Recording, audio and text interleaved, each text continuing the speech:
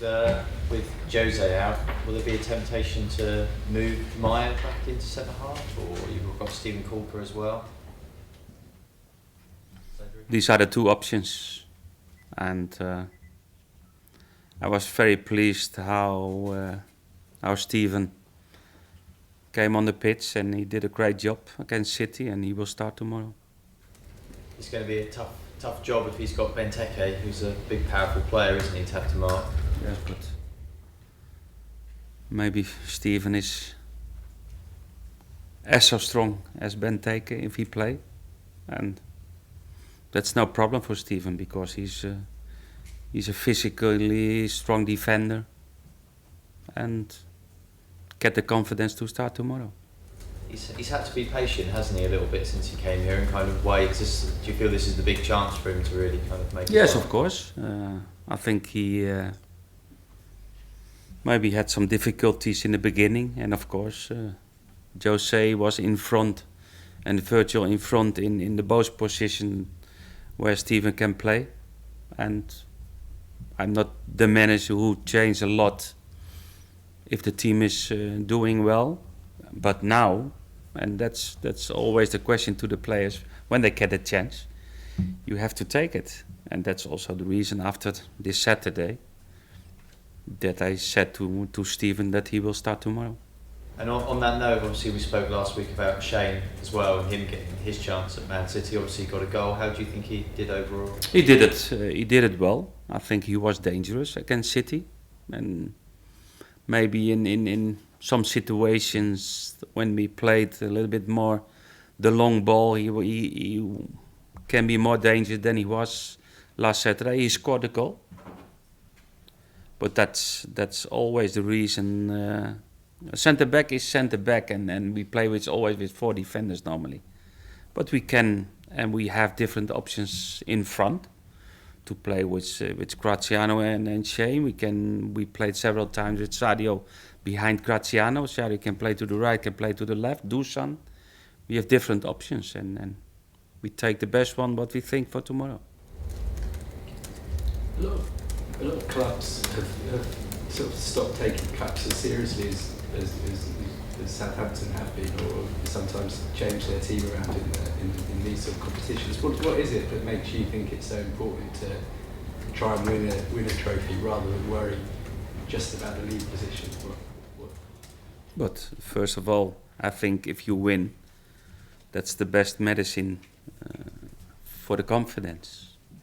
And I know, I have now the experience after 1 year Premier League that it's a tough competition, it's a long competition, it starts really to be tough the next period. But we play for a semi-final, and semi-final is a home game and an away game, and you can play a final, and it's Wembley, and I'm a sportsman, I like to win, I hate losing. And normally, if I put, in my opinion, the most strongest team, the chance to win is higher than not. And it's a signal to everybody. And of course, maybe you don't take that risk for players to put them when they're not 100%. But players are okay, players are physically well, they are available to start tomorrow. Is it a surprise to you how some English teams treat cup competition? Yeah, but I'm talking about the Europa League as well. No, but big teams, they have squads of 25, 26 good players, and if they make changes, that don't say that they don't take it seriously. Because I watched the league, the Capital One Cup games, and was always a great atmosphere in the stadium. When the team was winning by penalties, they celebrate like winning the title.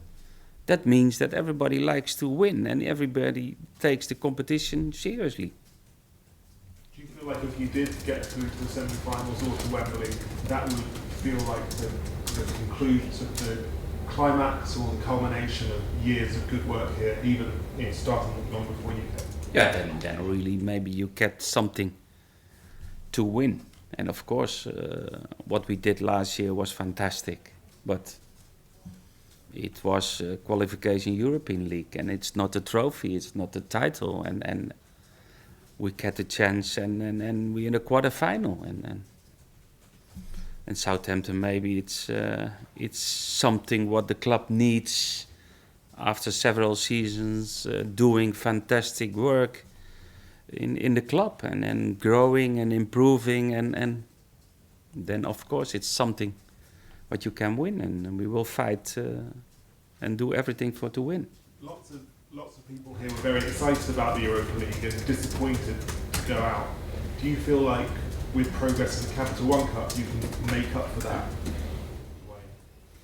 No, of course everybody was disappointed after the European League game, and then what I mentioned before, it's about 2 titles where we fight for to win something, and our players they like to win. We don't have a lot of players winning titles, and that's the best for a football player, that you can celebrate after winning something important, and we try, but we know it's difficult because Liverpool, City are still in this competition, and other stronger teams, and it's not depending the level of the teams, because it's Hull City, it's Middlesbrough, it's Sheffield Wednesday, but Man United lost against Middlesbrough at home after 120 minutes, and it's not easy. It's good to be part of the quarter-final, and it's difficult to beat Liverpool tomorrow, but we know we can beat them. Can I ask you a general question about renewal? Obviously last summer you came in, well documented that players left, you brought players in, had a fantastic season. Similar thing happened last summer. Who knows what the future's going to hold, but it strikes me that there's going to be big clubs wanting your best players again. How have you found that whole sort of churn, that whole process up on an individual level, as a coach, as a manager? That's difficult. It's difficult because when I came to the club, I knew already we will lose some good players, but we lost after last year. Schneiderlin, Klein, important players for the team, important positions in the team, and of course I like to keep the best players, because that means that we can grow, and if not, we need to spend money, and we don't spend a lot of money, because after the last transfer window, Southampton, there was one team in the Premier League who get money out of the transfer window, and that was Southampton. Nobody else. Everybody spent more money that they get money in, and I like to change that, but I'm realistic. I know the situation of the club, and the club is growing, and hope that we can do more for the next couple of years, because that will be important for the club. I've heard you talk about projects. A lot of managers talk about projects, don't they? You talk about your 3-year project here, but yeah. Is there a point that... I'm not so... I know myself. I'm not really a project manager. Oh, okay. No. Football is what happened now. You have to win now. And okay, I don't say, but my contract is 3 seasons, and my job is after 3 seasons to have a good team. Yeah, come on. After last year we did a great job, and we like to continue, and we like to improve, and the project is a nice word, and maybe sometimes for different managers also to have the rest or the confidence of and to looking forward. But in life you can't look forward. What happened today and tomorrow can be different, and I'm different than I think most of the, and I don't like to have excuses. It's easy to say, okay, ask me the end of my contract. No, I'm working now, we are playing now, and we have to win now. And I'm like that. I'm not different.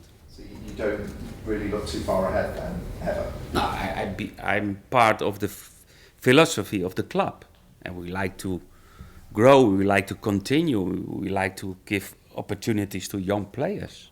But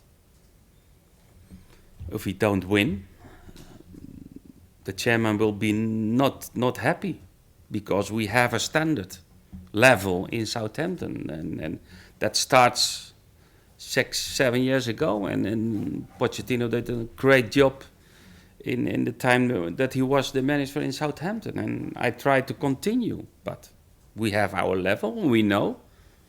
If we play against City, I'm not happy when we lose, and even that we know it's difficult to beat them, but no, we can do it better, and I like to have that pressure.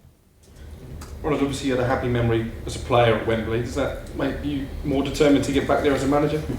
That will be nice. I think it's one of the best places to win titles. Going back to what you were saying about changing that balance of players leaving, players coming in, you see winning a trophy as an important step forward in helping you shift that balance? Yeah, first I see that like well deserved for the club, for all the people in the club, for the fans. And the second, of course, it's a next step, and that's one of the meetings what we had with the team in the start of the season. It was about improve, about be better than last year. But we know it's difficult. It's really very difficult to reach the same level, because in 1.5 years we lost 10, 11 players, a whole team. And it's not easy always sign new players, because they need time to adapt, and it's difficult. And maybe that's one of the reasons that still the level is not consistent at the moment. And we're looking for to be more consistent, even in one game, in one match, to be more consistent in the whole game, and not like last Saturday, 20 minutes poorly, and then after that our level. No, try to play 90-95 minutes on that level. Are you, or do you allow yourself to get nervous about what the future might hold for some of your big stars? I'm talking about Mane, Wanyama, Pella. No, but I'm not nervous. No, about that. No, because How do you feel about it? quiet, easy going, because you have to know the situation of the club. You have to know the situation, the ambition of that kind of players. And that's normal, that there is interest. It's a compliment to everybody in the club. And the scouting has to be prepared again when we lose players. But obviously that impacts on you, and at what point does that start to just piss you off, basically? Maybe next year. I don't know. Given that you said you're a manager for now, not a project manager, does that mean that you have, this is the chance this season that you have to take? You can't wait for...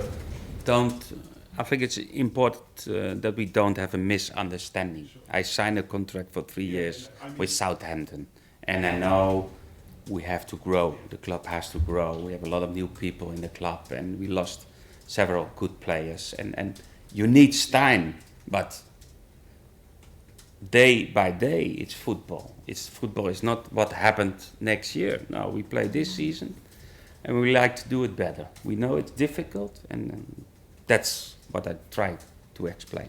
One of the consequences about your sort of good form generally is that you've had millions of players away on international duty, even under 21s. I think it was maybe over 20 players. 17, 18 players. But Cardo's injured, with the injury Fraser Foster injury, and then can be 2021. Yeah, so out of 26. Exactly. So they all come back from around the world. Do you feel that's been a factor in your 2 defeats at all? Are you starting slowly in matches, or is that? Maybe it's too easy to use that excuse, but it's difficult, because 20 or 17, the last time it was 18 players away, and they come back on Thursday. Mane was traveling a lot, Yoshida was traveling a lot, and they can be more fresh on that Saturday after when they come back. And I think and the team we need, with new players and with young players, we don't sign players 29, 30 years old. Normally we sign young players, and they will be better players than when they come in. And in my opinion, our team, our players, we need good weeks of trainings, and that's difficult in international duty time. How is Jordi Klaasie coming on in terms of adaptation, fitness? He's good. The adaptation is okay, but in my opinion, still it's too much to start against City and to start against Liverpool. Do you know when we'll see him at 100%? Maybe in several weeks he will be okay.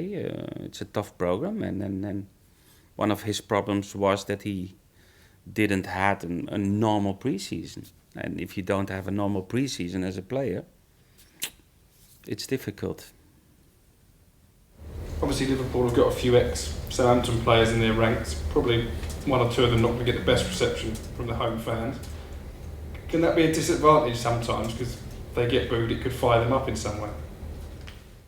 Can be, it's possible, but it's all about the performance. It's all about the performance of the Liverpool players. But I think every player, ex-football player of Southampton, needs a respect and what I mentioned before. And maybe one is a little bit different. The situation was different than maybe the situation of Klein when he left the club, but I think the fans are respectful to the opponent.